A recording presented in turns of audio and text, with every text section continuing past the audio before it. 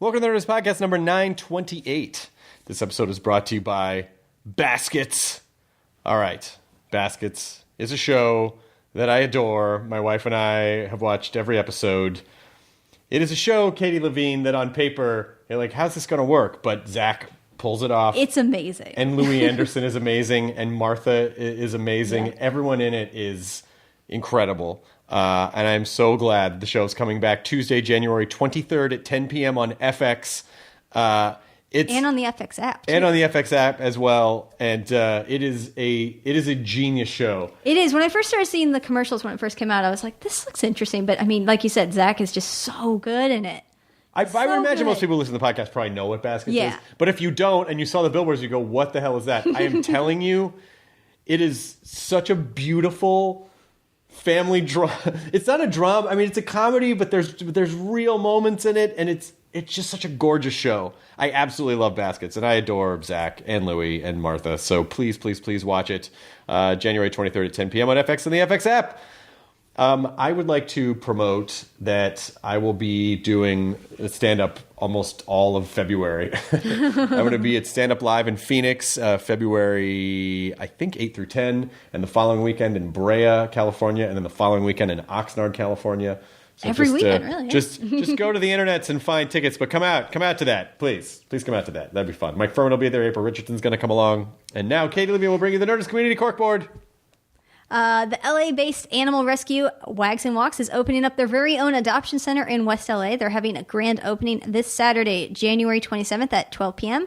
That will feature plenty of adoptable animals, ribbon cutting with the LA Kings, pet and people-friendly vendors, food trucks, and more. For more info, check out wagsandwalks.org. And Sam Courtney writes, I am from Blackpool, England, and me and my friends have a YouTube channel called Public People Studios. We have around 40,000 subscribers and nearly 7 million views overall. And our content is a mixture of comical music videos and public pranks. We have filmed and edited pretty much everything ourselves on zero budget, and it is something we are all passionate about. I'm a huge fan of the podcast, and it has helped motivate and inspire me to follow my dreams.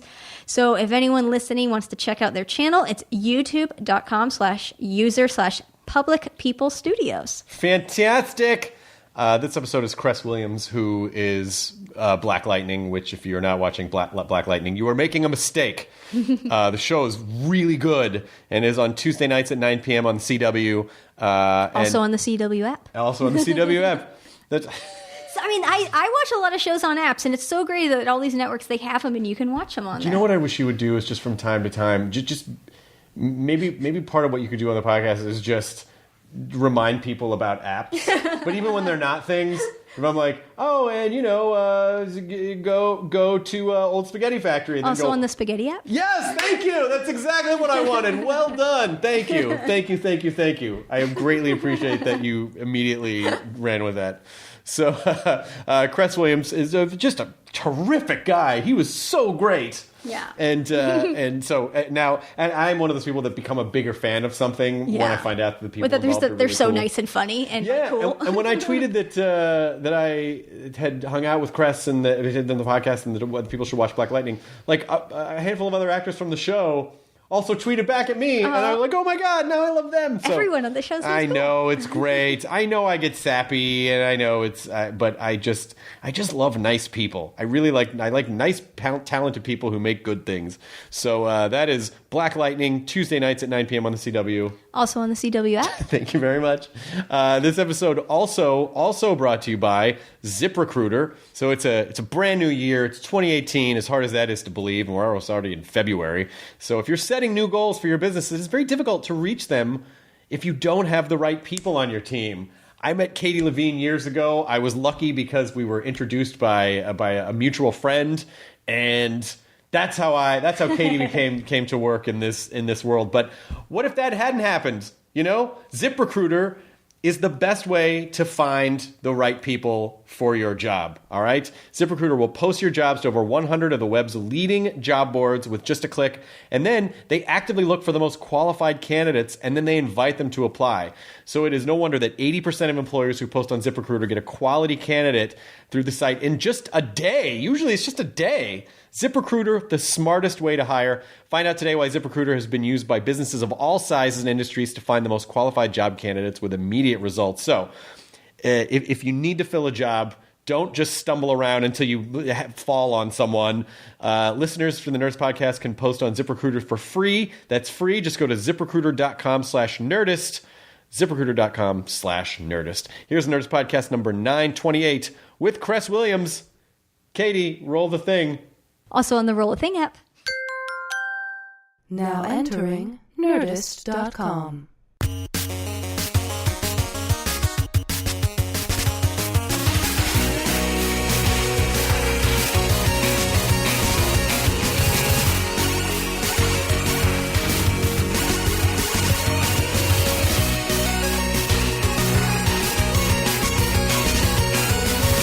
Again, it's part of the reason why I grew up in Orange County. Oh, no way. Yeah. it's kind of funny why the Californian sketch is so the old SNL sketch. Yeah.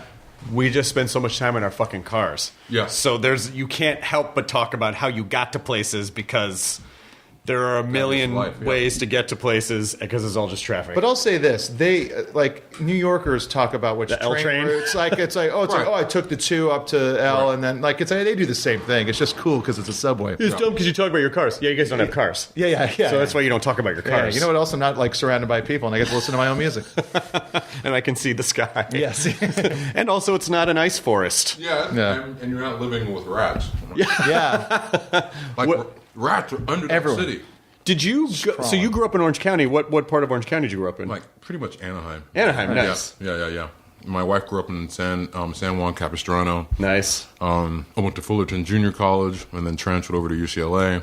Nice. When were you at UCLA? 92 to 94. We were the same. We were there at the same time. Are you serious? Yeah, exactly the same time. No way. Yeah, I was there 89 to 93. Where were you?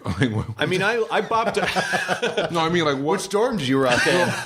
I never got student housing because when I lived off there, campus. when I went to school there was not enough housing for everyone, so there was a lottery.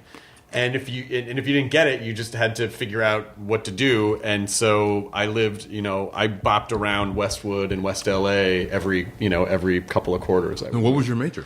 Philosophy. Okay, so what part of the? That was mid campus. That's Dodd Hall, right next to the the main administration building. Yeah. Were you? I was a theater major. Okay, so you were North Campus. Yeah. Yeah. And I lived off campus too. I lived in Palms, in the Palms Yep, area. yep. I contemplated. It was funny because I transferred in, so I remember going to the 2-day tour thing. Yep. Where you stay in a dorm. Yeah.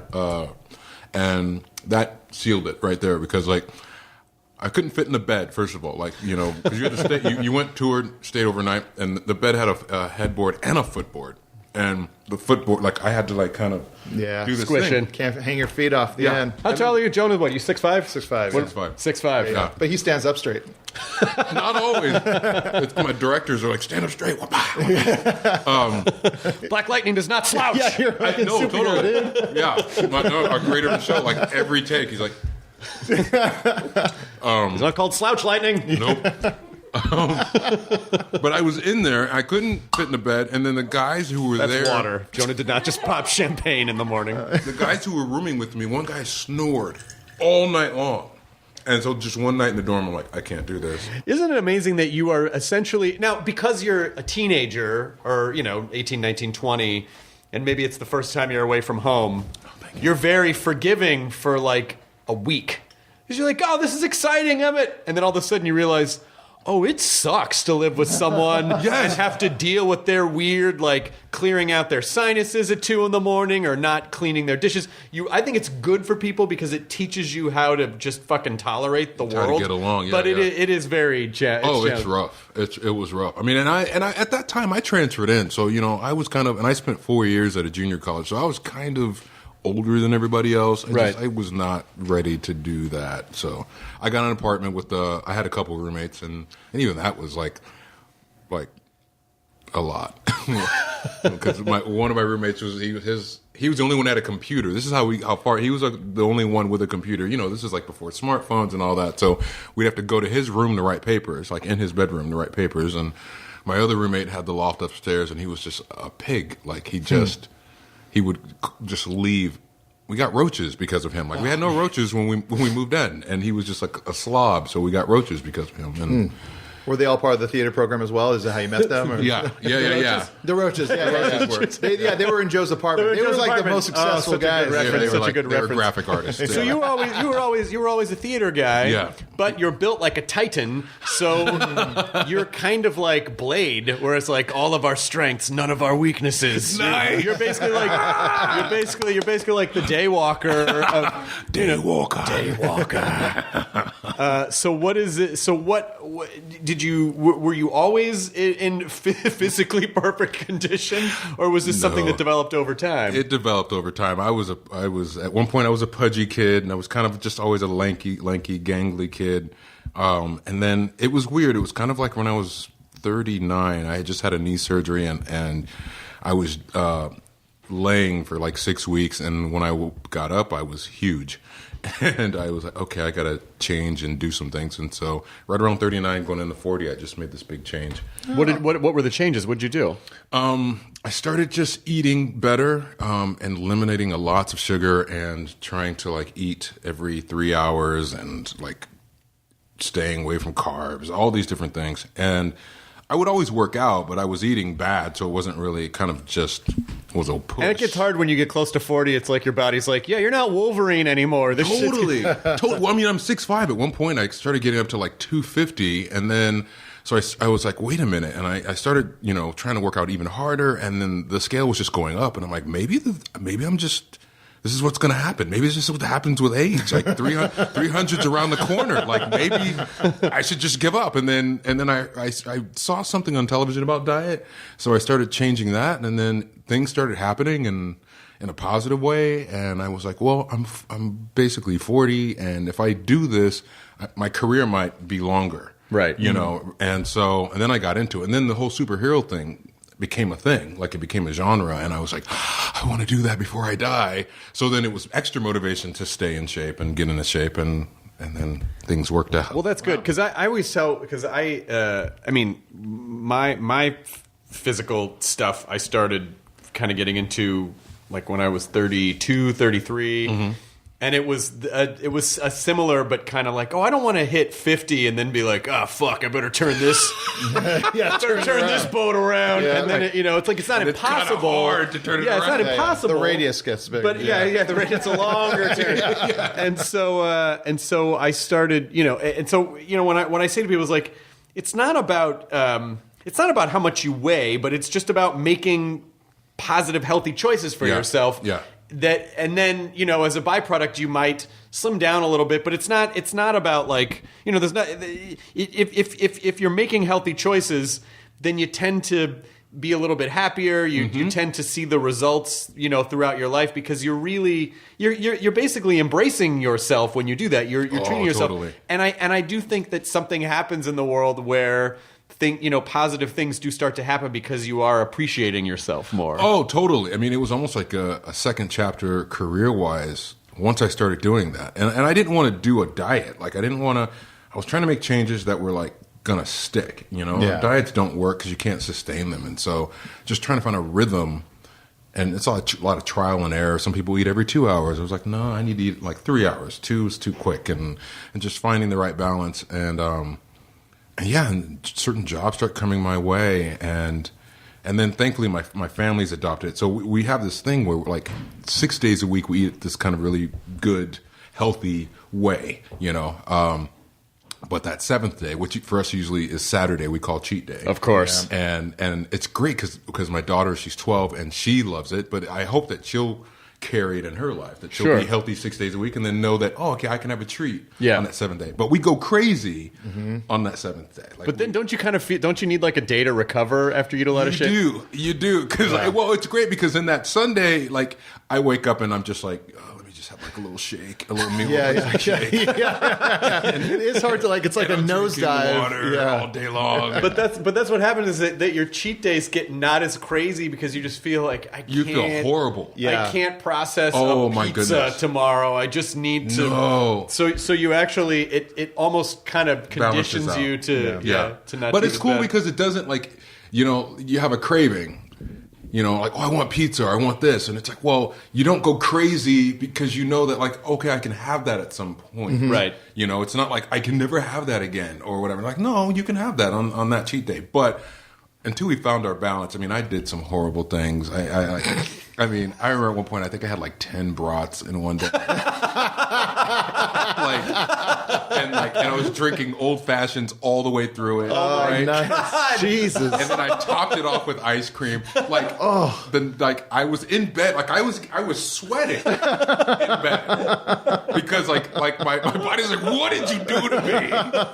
And it was just rejecting it. Right? Yeah, I mean, just I had like bits of meat just seeping coming through out of your your pores. pores. Puddles of Just like a Play-Doh fun factory. Yeah. It's like, oh my god, your skin. Yeah, and so you kind of go, okay, don't do that again, because it was I couldn't sleep. I was just like, why did I do that? I was like rolling over. But did you notice when you started making these changes? Did you notice changes in your attitude or just the way you viewed the world?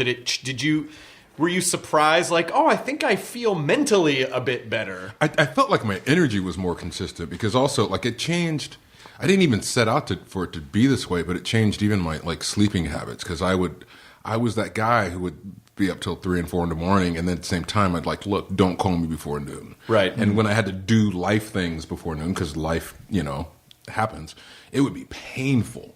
And then suddenly I started like, I was going to bed at a better hour. I was getting, you know, more sleep. Like it just really changed everything. So yeah. And how long ago was the process for Black Lightning? How long has this been percolating? It's been like about a year. I mean, it was like probably, about a year. I heard they were writing a script, but I had no idea what it was going to be about. I knew it was Black Lightning, but I didn't know the context and everything. And I've wanted to play a superhero forever. I used to watch, the Super Friends. That's like where I started. The animated Super Friends? Yes. Oh, yeah. I mean, I'd get up and I'd be right in front of that television, and it's like, meanwhile, at the Hall of Justice. Using his aquatic telepathy. Totally, yes. That's kind of why, and as much as I like Jason Momoa, it's sort of hard for me. Like, my Aquaman is a Ken doll in tights. The orange and the green. Yeah. And yes. Yeah. So it's my god. So the Super Friends, and you thought, and there was Black Lightning was in Super Friends for like part of it, wasn't he? Well, a second. I don't know if it was. I don't know if it was Black Lightning. Or it was Black Vulcan. Black Vulcan. Yes, for a minute. But Apache Chief and all. They had like a second Chief. wave. Oh my god! Yes, yeah. I mean, that was all we had back then. It wasn't like you didn't have a plethora. You got that. You got Christopher Reeve, Superman, and it wasn't a genre. It was just kind of a thing. But when the genre started coming about, it was just like, oh, I want to play one before I die. But there's only a certain amount, right? And then Luke Cage came and I didn't get that. Did you audition for Luke Cage? I did. That was one. It was interesting. I did, and I had a friend of mine who was writing for it, and I had to go through this roller coaster ride because I auditioned, and he called me. He's like, "Dude, we saw your tape. You're amazing. Everybody was really talking about you in the room." So you think like this is going to happen. Then I started reading little articles about these are the people who are up for it, and it wasn't me. Right. And then he calls me back, and he's like, no, don't believe everything you read. So I get my hopes up again. And then a day later, he's like, yeah, it didn't work out. You should. That's why it's very difficult. Like, never have a friend on a show. Well, you never want someone to go, you're perfect for this. And you're like, don't say that. Yeah, they really like you. Don't. I heard them I talking know, about right? it. No, you it get all those doesn't buzzwords. And so, that went away, and I'm like, okay. And then they weren't doing, Jon Stewart at any point, the Green Lantern. So, and then Black Panther, that came in, and I didn't audition for that at all. And so you went DC. Yeah. And so I heard about this, and I was like, cool. And then when I read it, I was just like amazed. I mean, it was better than everything. I watched the pilot. The show is really fucking cool. Yeah. Thank you. It is It's such really a great good. show. Yeah. Because it really could, the current slate, and I watched the current slate of CW, DC comic book shows. Yeah. It's like Arrow is super broody and Flash is upbeat and kind of funny and snarky, and so when I saw that they were making Black Lightning, I'm like, I wonder how they're going to approach this, but it's such a great take on it, and it's such a human take on him too. Yeah. So it's like watching, and without giving anything away, but sort of watching what he's struggling with and watching why, and I love that it doesn't start with the origin story. Yeah. I love that, was a cool that it move. starts 9 years after he's given it up. Yes, me too. Because otherwise, I probably would have gotten the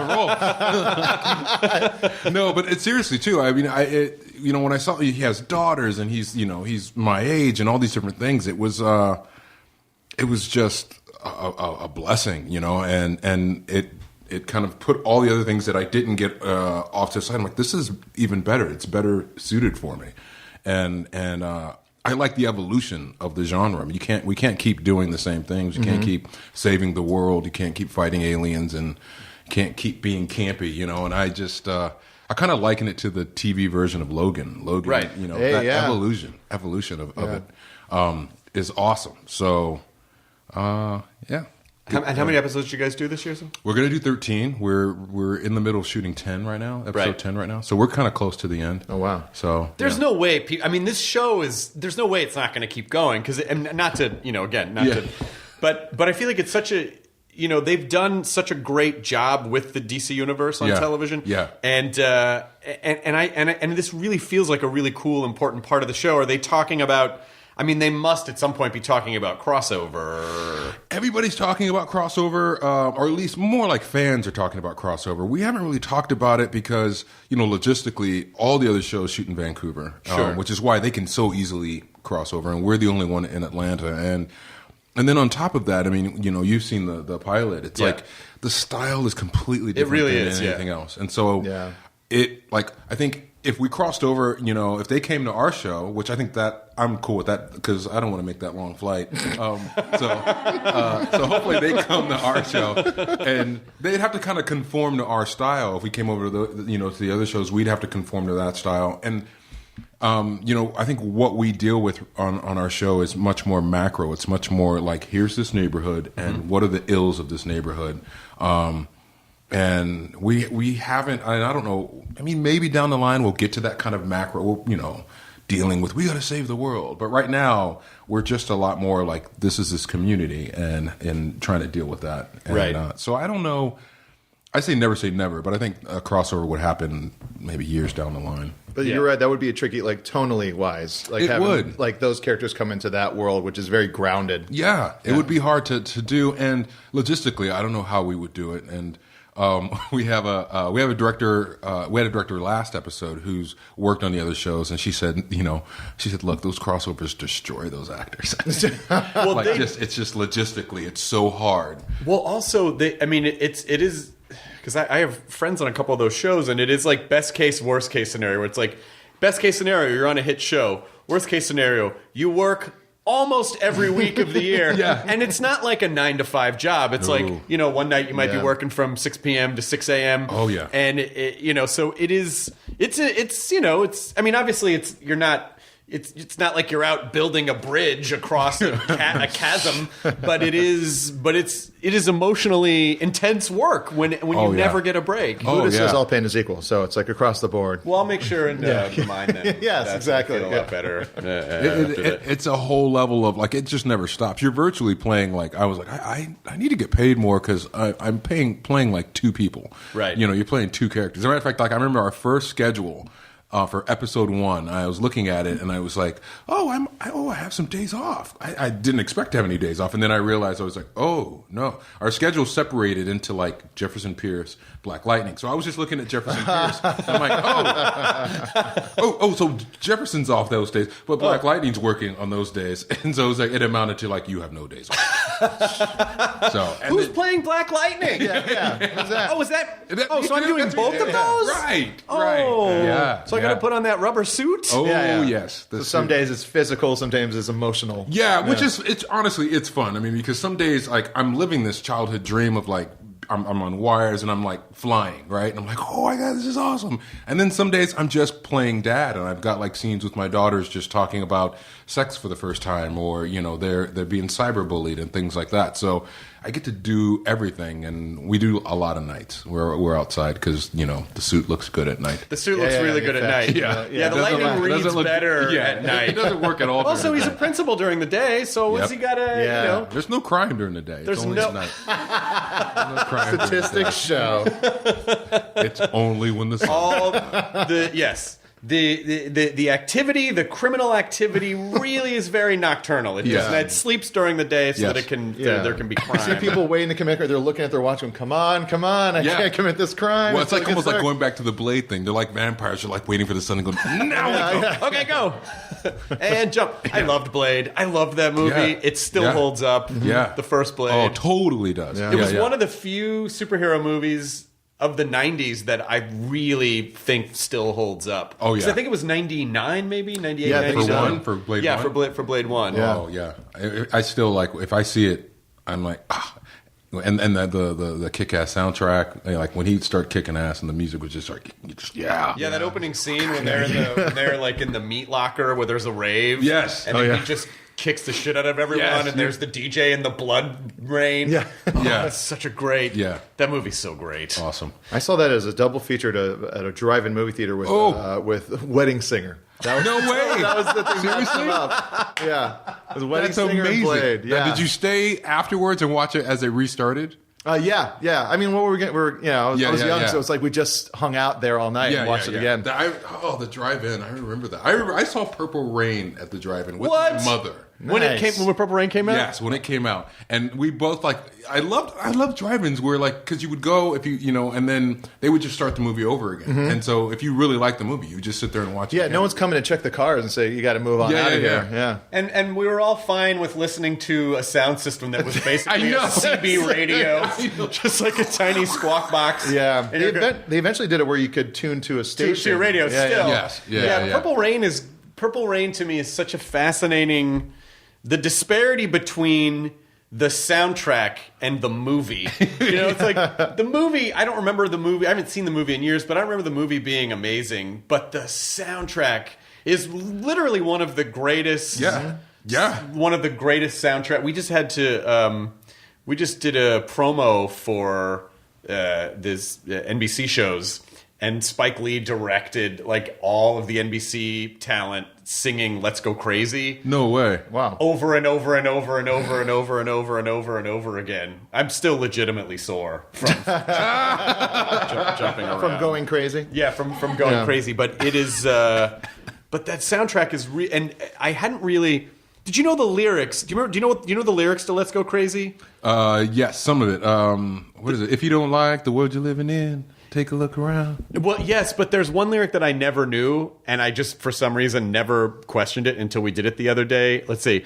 So, are we going to let the elevator break us down? No, let's go crazy. Let's get in it. Looking for the purple banana till they put us in the truck. looking for the purple banana till they put us. What is that? Is Purple Banana a reference to Maybe a drug reference. Is it a drug reference or is it a wiener reference or like what is a purple banana? And there are purple bananas, they do exist. And wait, there are. By the way, I feel like someone's fucking aunt going, "What is this music?" Yeah. Wait, What's there's the purple purple bananas? banana? What's the purple banana? Purple banana. You kids. But it was also You kids are crazy. But it was also poignant because there's a lot of reference to the elevator, and I think Prince died in his elevator. Did he really? Is that He not was, true? he was trying to get downstairs, right? Was that? And there are references in the song where he says, "Doctor, everything's going to be all right," which is basically just the doctor who's prescribing Jesus. pills to. So there's like some very creepy, almost prophetic, Fucking A. tales in a song that's otherwise super upbeat. Yes. And you're flailing around and talks about purple bananas. And wow. Now, I did if not Prince know had that. choked on a purple banana, I would say like something is fucking. Hold the hold the phone. I remember. All the clues were right there. I remember like Purple Rain. I thought was such a cool movie, and then I went to like Minneapolis for the first time. I was like, "This is where this takes place." It's like Minneapolis did not seem as cool As the movie? as the movie made Did it you out go to be. Lake? What is it? Lake Minnetonka? Minnetonka? Is that a real lake? Yeah, it's a real lake. Oh wow. I heard like one time Prince came out in front of his house and just jammed for a bit. And so for years, people would just go wait out in front of his house. Like maybe today's the day where he's going to... Well, he would do these weird impromptu like concerts. Yeah. At like parties. I remember a friend of mine who did catering, and he was like, he texted me at one point, and he's like, "Dude, I'm doing this like party, and Prince is like jamming out." I'm like, "Wait, what?" And yeah, he would just he would throw a house party and then just like jam. So if you got to be there, it really see him play. It really does. I mean, it's sad to think that that a guy would have had problems that no one knew about that could keep. I mean, it just shows you how insidious addiction can be. That people can get to a place where they're able to hide it. And everyone thinks, oh, that person's fine. And it just becomes a part of their, it's like when you talk about changing your diet, your body really can adjust to anything. Sooner or later, it'll catch up. Yeah. But the idea that your body could adjust to just sort of like regular drug addiction and be functioning and seem like, oh, well, he does these concerts and he's amazing and he seems fine. Oh, and totally. And then all of a sudden, I mean, maybe people on the inside knew, but to the public, everyone's like, what? I thought he was a health guy. I didn't. I thought how could he? Oh, totally. Well, I mean, honestly, like full disclosure, there was like a period of time where for about 20 years I smoked marijuana like every 2 hours. Oh, every two. Literally every 2 hours. So instead of eating every couple hours, I was smoking every hour, and then I'd eat like a lot. Does it bother you now that it's legal and you're like, fuck? Well, not for me because it was just something I never could stop. It was really hard for me to like actually stop. And so I know from that, and like my body, like it kind of like when your body gets used to something. Sure. Like my body went through like a withdrawal. You know, when I said, okay, I got to stop this. What made you decide? Just because it was all these. I went through years of just like I would smoke and then and be like, oh, I can stop, and just discovered like I'm not stopping, and I can't seem to stop, and so it just took a while to finally just go, okay, I have to stop this, and I have to like. I just had to. Even when you were doing gigs or auditioning, you would just be like stoned? because it was functional. Like it was just like, and it's funny because people who know me now, I was talking to my stunt coordinator, I think probably a couple months ago. When I told him, he was like, "No." I'm like, "No, yeah, dude." I mean, I was like, I would be like in a trailer, and I would just blow it out of the air vent, and I'd put the drops in, and like nobody knew because also like it wasn't even doing anything. I was like, it was just kind of my body needed it, but I had built up like such a crazy tolerance. Yeah. But then, I think I kind of knew that I had an issue when at one point I stopped for like probably 6 months. And I was hanging out with some friends who like smoked on a regular basis. We were playing poker and they passed it around and my body hadn't had it for like 6 months. So I was like, they passed it around and I was just blazed. I was just like, whoa. And I was kind of like, wow, I'm good. Like I won't need that for the rest of the night. And literally 2 hours later, I'm the one going, hey, bring that back out again. Right. Oh, wow. While the rest of them were like, they were good. And then of course and I was like, okay, so this is just something in my chemistry that this is the thing I can't handle. Like I can't put it down. And so, but I remember it was a very uncomfortable feeling to like let it go. Like I was clammy. I couldn't eat for weeks. I couldn't sleep for weeks. Like my body was going through something. You were incredibly bored. Yeah, I know. And nothing was vivid anymore. It was all these shows I thought I liked. I'm like, that's like Anchorman wasn't funny anymore. Oh, totally. It's still funny. It is. Yeah, it is. But did you go through a program or did you did you do it alone or did you have a support group? How did you do it? I mean, I just did it. I did it alone. I mean, spiritually I was not alone, but I mean, physically I didn't do like AA or anything like that. It was kind of, it was kind of weird. Like once I kind of really decided I needed to do it, there was a show, I think it's still on, but there was a show called Intervention. Yeah. Mm-hmm. Yeah. It was A&E? I think so. Yeah. And so I just started watching it like literally every single day. And and they never deal with like marijuana. It was always like people like heroin addicts. They've done shopping, gambling addicts, all these different things. But the thing is like I remember seeing a show about a heroin addict and going through the whole process. And I could identify with all of it, like every single thing. Like even the moment when he was like about to go off to rehab and he's in the car driving to the airport to go to rehab and he's smoking his mind out, like just trying to get as much heroin in as he could before he went. And I remember like there were plenty of nights when I was like, tomorrow I'm done. And I would smoke all night long, like to the point of getting like just nauseous. And of course, the next day I'd be right back at it again. Yeah. And so I just kind of saw like addiction, like kind of the steps and what it does. It's kind of universal. And I was just like, that's just like me. And I just kept watching that to kind of remind me of like, that's where you could end up. And that's, you have to take this seriously. And it was a day-by-day process. And I had a friend of mine he's like recovering alcoholic, and he's done the AA and he's read the book and all that stuff. And when I described my process, he was like, hey, have you ever been to AA? I'm like, no. He's like, have you ever read the book? Because they call it the book. It's like right. I'm like, no. And he's like, because what you're doing and how you describe it is in there. And I'm like, this is just what I came to after 20 plus years of doing this. Right. And a lot of trial and error, and a lot of like throwing out bags of weed and then digging in the trash the next morning, and it was just my, and everything else. Like, I mean, I know other people who are addicts who like can't do anything. I'm blessed with, I can drink. I can do, like, nothing else ever stuck with me like that. It was never anything where I was like, I got to have that. I mean, I've done a lot of things and nothing but that. And so I was just like, okay, so I can't have this. Yeah, it's that one. Like you said, it's just your physical makeup is that. Yeah. That's the thing it likes. Yeah. I've been sober for a long time, but for me it was alcohol. But it's that same thing where part of being able to stay sober is sort of recognizing that you respect the power of what that thing has over you, because just very much almost exactly like what you said, where when you had that first hit back 2 hours later, you're like, let's do this again. Yeah, you pick up right where you left off. If you started today, you'd be back on the 2 hour cycle in no time. Like in no time. And I know that, like, after a lot of years of trial and error, I'm like, okay.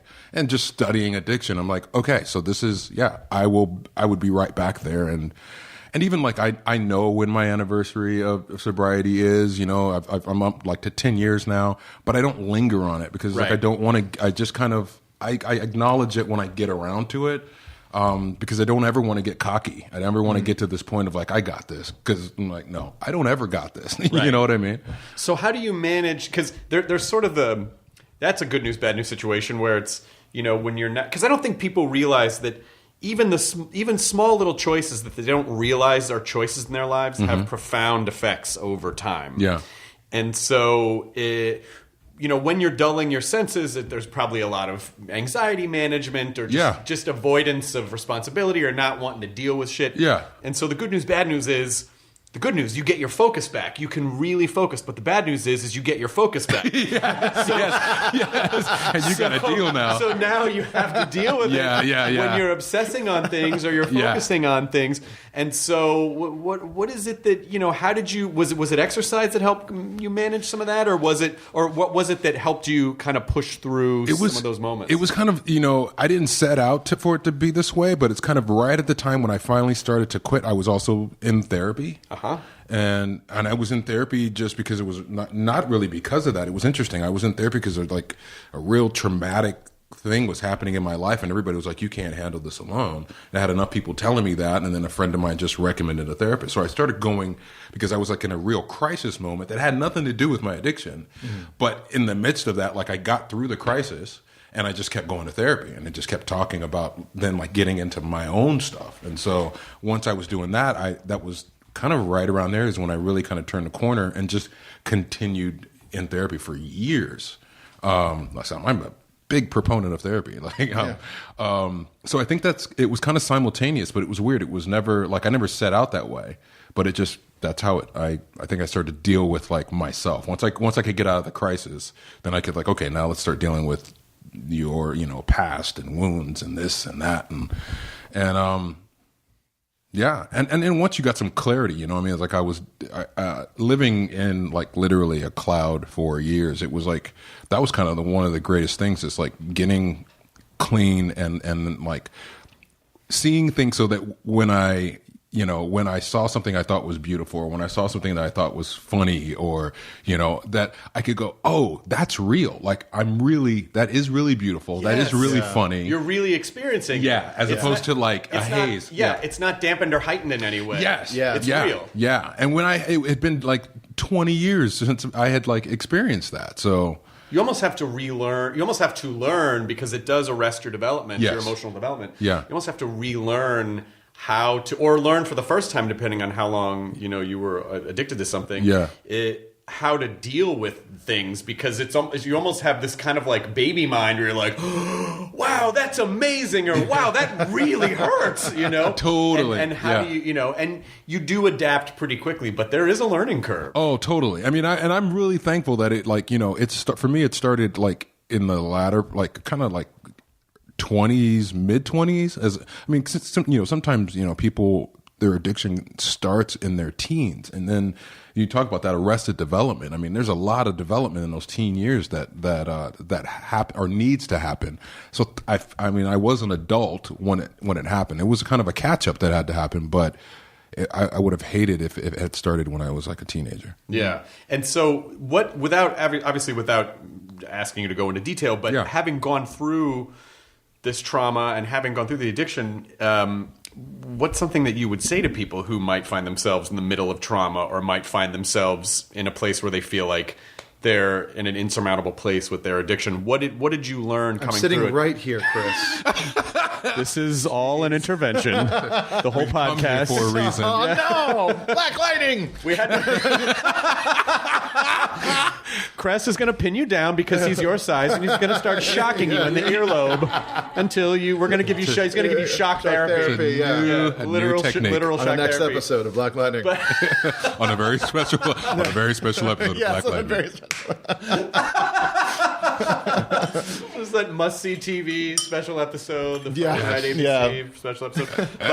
But what is it? What's something that you would say to people who are going through this, that now that you're on the other side of it? I mean, I would say not to do it alone, and I would definitely say to find like a therapist or a counselor that you can talk to, because and to find the right fit. Like if it feels awkward or weird, then that may not be the right fit. I mean, that was one thing that it took me a while to realize. Like when I was dating a girl years before I'd ever gotten like sober, she was like, "Oh, you should go see a therapist," and she recommended a therapist, and and initially it was okay. It was like a therapist who like didn't say anything. Like would literally just let you talk and had no opinion. Like didn't share an opinion, didn't share a thought about, oh, you should try this or you should do this. And it was kind of cool, like for a few weeks, because it was kind of cool. Like where else can you go and just sit and talk about yourself for an hour? Yeah. But then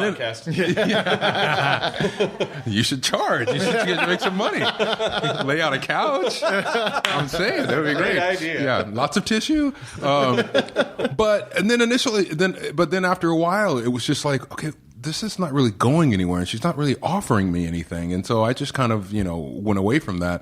And it wasn't until like later that when I, met another therapist and became my therapist, like that I realized there was different schools of thought and on how to do therapy, and you have to find your fit, and so I found mine. So I would just say to not do it alone, to not feel like you can white knuckle it alone. And when you start down that road, you do have to, dig in, because you don't just kind of accidentally become addicted. There are reasons. It's coping.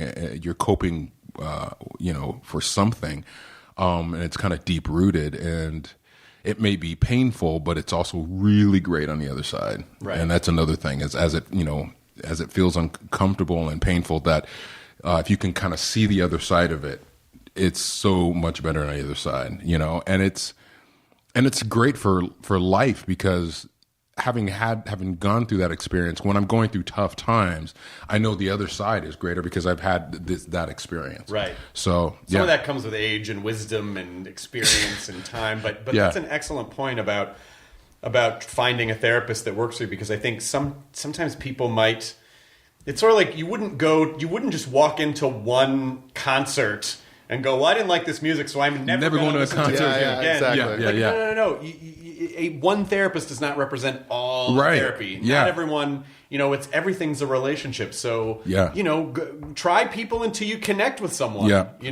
Really, it's okay. There's nothing wrong with you if you have to go through 5 people. Totally. It's just about finding the right you got to find the right fit. That speaks to you. Yeah, totally. I'm curious, and you please feel free to slap the shit out of me if this is a next question. But I agree. When I was talking to Jordan Peele about when Get Out came out, And he said this really interesting and great idea that, you know, there are certain stories that only black directors can tell. And so in sort of talking about Get Out and, you know, saying to him, like, you know, what can white people do to not be the obnoxious, you know, people who think they're... And he said, if you meet a black person and the first thing you say to them is something about race, you should think about that. Yeah. And I go, that's an excellent point. But here you are in a show called Black Lightning, based on a comic that came out in the mid-'70s at a time when the lines between celebrating black culture and blaxploitation were a little blurred.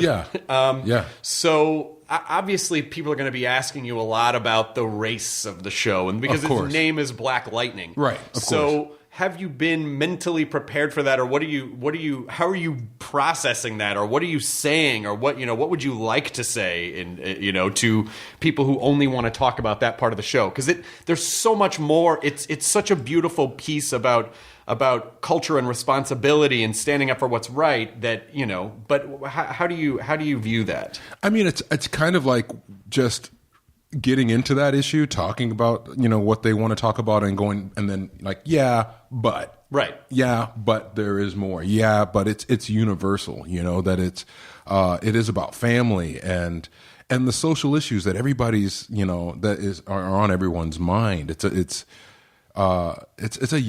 And I don't know. I'm kind of a laid back guy, and at least everybody tells me I'm a laid back guy, and I think I wonder, am I a laid back guy by nature, or if that's just a byproduct of all the weed I smoked? But I do actually wonder that at times. I'm like, was I laid back before that, or you're too big to be an angry guy? Oh, it's good that you're not an angry guy. No. And so it's just kind of a but. I mean, because I acknowledge the elephant in the room, and it is called Black Lightning, and you know, it was I think Tony Isabella, who created it, said, you know, he had the character. I think it's even in a comic where he says, I named myself Black Lightning because I wanted the bad guys to know who they're dealing with. Sure. So it's purposeful. So it's like, I'm not going to ignore the purpose, but then just also expand on what it really is. Right. You know, and that it is more than that. And, you know, we're doing a new thing. It's not just because it's about a black superhero, but also just in the way that we're telling the story. It's new, and anytime something's new, you know, people kind of have to see it. Once they see it, then they're like, oh, yeah, you know. But when you're kind of introducing something new, explaining it is challenging. Right. People they have to see it. I think I do hope people see it because it's just such a fucking cool show. It's just a cool show. It's like an adult superhero show. Yeah, it really is an adult superhero show, and it's like there's not to give too much away, but you know your daughter in the show is like 16 years old. Yeah, she sneaks out to a club. She's smoking weed. Yeah, she's about to hook up with a guy. Like there's nothing about it where you're like, oh, a lot of times when you're watching a TV show, there's a little bit of a forgiveness curve. Where you're like, well, it's a TV show. They can't really show.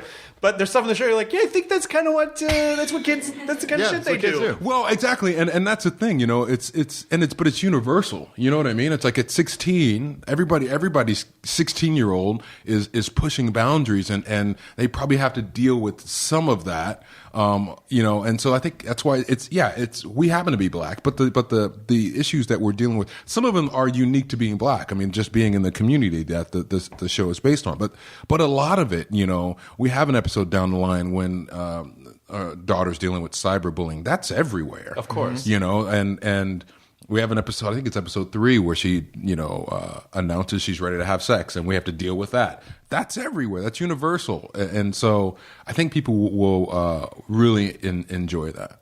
Yeah, it is. It's the show really is a human story where the lead human happens to be a superhero. Yes. Yeah. It's just like sprinkled on top. Happens to be a superhero, but it's still really cool, and the effects are really cool, and the power is really cool. Yeah. And also, and again, this isn't giving anything away, but also really fucked up in the sense that he's if he gets cut, he gets cut. Like there's like he's just like those shots of him in the shower, just with blood gushing out into the drain. It's That's a great element too, because it's another way that sort of physically represents his humanity and what he's giving up and what he's sacrificing, and why it is not fun to be this to embrace that power. Yeah, and as the story picks up, why he's put it down for 9 years, why he walked away, totally, yeah, and I think my daughter's 12 and she's gonna watch it. She watched the first episode with me and was just like, yeah, I can't wait for more. Does she like superhero stuff? What's she into? Yeah, she does. She went through this like comics. She's kind of in the comics, but they're kind of like girly comics, but she still loves superhero stuff. Yeah. She's getting older and she's become, she's 12 going on 25. Do you give her a cell phone? Do you give a 12-year-old a cell phone? I did. I was going to wait till she was 13. Yeah. But she turns 13 in March, and so we got her one like right around Christmas, and finagling and working out that. It's great though because at least it's currency. So she got it taken away like last week for like a week, and so you have power at least again. You're like, I'm going to take that cell phone away if you don't. Right. Yeah. Oh, okay. I'll straighten up and all that. For me, it was an Atari game system. I was like, no Atari. I'm like, oh, whatever you want. Yep. I got it. I'm under control. But I mean, it's how are you managing? I think one of the most terrifying things would be to be a parent of a teenager right now because of how easy it is for kids to be exposed to horrible things, horrible people, people with bad intentions, being sort of seduced down the paths of bad behavior because it's so easy with a cell phone to connect to people. Yeah. Well, I mean, I agonized over it for a long time, and then I found it was like a really cool app. And there's a couple of cool apps out there that allow you to control the kind of the activity on the cell phone. Yeah. I feel like they figure out a way. I feel like kids are too smart. They know. I mean, I remember being a kid. Jailbreak it. Yeah, exactly. Yeah. They'll figure out how to jailbreak it. Your daughter might become a hacker just to figure out how to break. You're not making me feel better. I know. Man. I'm sorry. She's in Atlanta right now. I'm all the way over here. I'm like, wait, what's going on? I'm stressed for you. But we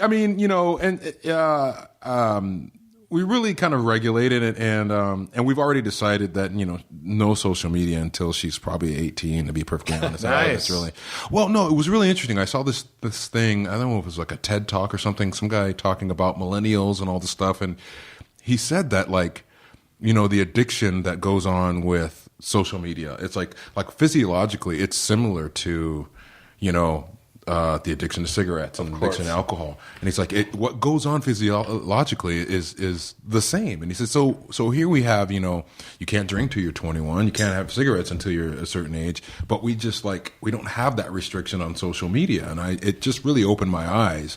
And I gotta admit, I'm addicted to my phone. You know what I mean? I mean, it's like, I just find myself, if I'm watching a show on television that I'm only moderately interested in, rather than finding something I'm really, really interested in, I'll kind of have watch and I'll be on my phone. I mean, and so we just kind of decided, we were like, we're going to draw this hard line. Like, yeah, she has a phone and yeah, she can do certain things, but the social media, we're going to wait. And I know she's not happy about it, but. Yeah, I wonder, it's going to be interesting to see how her social life will differ from some of her friends. Like finding out about party. I got off of Facebook, and I even recently just locked myself out of my own Twitter. Oh, nice. On purpose or by accident? On purpose. Okay, on purpose. Right. Like me and my friend, it was kind of like a near thing. We're just like, let's give each other our passwords, change our passwords. So if we need to get back in, we will. Oh, wow. But it's so I have Instagram, which I like because it's more creative. I like taking pictures, so it's kind of that community, but. It's a weird, it's isolating. I'll be on Instagram and I'll see a party with a lot of people I know, and I'll be like, oh, it's what's going on over there? And it's like, there was a Facebook invite. Oh, we never found out about it. Yeah. News. I'm or goofing off with friends. You can do that with Twitter. You can hang out so easily on Twitter. And now that's gone. Yeah. So it's an interesting thing how it's. It feels like I'm just going back to the way things were before social media, but it's actually. But I went back, and everyone is already back in the social media area. Yeah. So I'm interested to see what happens with if more parents start to do that, which I think they should. I think they might. I think we might see a move away from it. I got off social media years ago, all of it, until this show came out. Just because it didn't feel natural to me. Yeah. And not that I thought it was bad. It was just, it didn't come natural to me. It just didn't feel like who I was.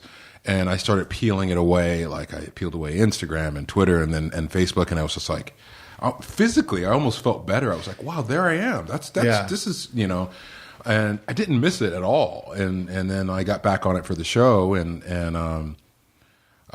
people are like, "How you doing?" I'm like, "Well, it still doesn't feel natural to me, and I'll do it, but it just, I'm an older guy, and I just remember when none of that existed, and then being a parent today, it's like it's a balance between.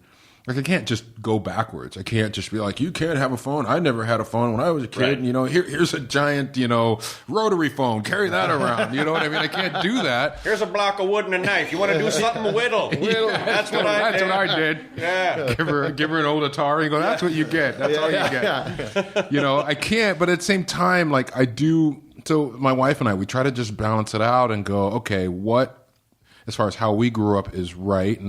And what do we have to just get over as far as this is the way it is? But you can't, I think, trying to shut out the present and all the technology, or just going full bore. Neither one of those are the answer. You got to kind of find that middle ground. And I think, I don't know, I would hope that, I know a lot of parents of my daughter are really, on board. They're like, wow, and maybe it gives them kind of the ammunition to do it with their kids. So. Yeah. So you're in week 10 right now of a 13-episode order. Black Lightning premieres on the 16th. Is that right? Tomorrow. Yeah, the 16th. When's this going up, Katie? This is going up soon because this goes next week. Okay, this goes up next week. Got it. Is there in any episode a reference to the old Saturday Night Live sketch with Sinbad where he shows up to Superman's funeral as Black Lightning and no one knows who he is? I did not know that. No, I didn't see that. You've just unlocked like a vague... like a memory in an attic somewhere in the back of my brain. Yeah. Oh my goodness. There's I gotta look at that. There's two like comic book funeral like sketches in like the Pantheon of Saturday Night Live. One was like an old one with like the original cast, like Jim Belushi as Hulk and stuff like that. But there's another one when Sinbad hosted once, and like it's some funeral and he shows up at a party or something like that, but like no one knows who he is. He's like, it's like, I'm Black Lightning. Like, like I'm your friend. I'm Black Lightning. Oh my goodness. Yeah. I hope that I gotta find that. I hope it's on YouTube. We'll try to look it up. It's probably in the SNL app. That's right. Yeah, the SNL app has this catalog. They have their own app? There's an app, and it's a catalog of every sketch. So if you just want to look up like, I don't know, like Joe Piscopo, it'll bring up the Joe Piscopo sketches. Or if you want to just look up one sketch, you can put up, Gumby, and it'll bring up Eddie Murphy's Gumby. Oh my goodness! Yeah. So it's an incredible archive of all the SNL sketches. That's in my future. It's probably in there somewhere. So what do you get to do for the rest of your? Are you just doing all press? You must be doing all press this week. Yeah. Well, not really all week. I mean, I'm flying on a red eye tonight because I'm working tomorrow. I mean, we're still in the midst of shooting. Yeah, that's a bummer. Like, ouch. Ooh, that hurts. Yeah, just flying east on a red eye, then you pretty much are going to get a few hours. As far east as New York, a red eye to Atlanta it's still like 3 o'clock in the morning your time when you get there. Man, it's painful. Like 6 a.m. It's painful. Yeah. I mean, I was in D.C. Over the weekend. We premiered the show in D.C. over the weekend, and then came here, and then out on a red eye tonight. So doing some press, and then out and. We'll probably do some more later.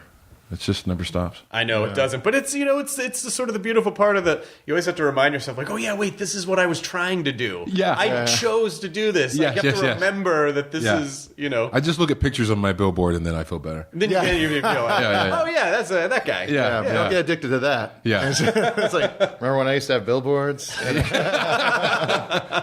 Your old dad. I used to have billboards. Yeah. Respect me. I'm Black Lightning. Remember me.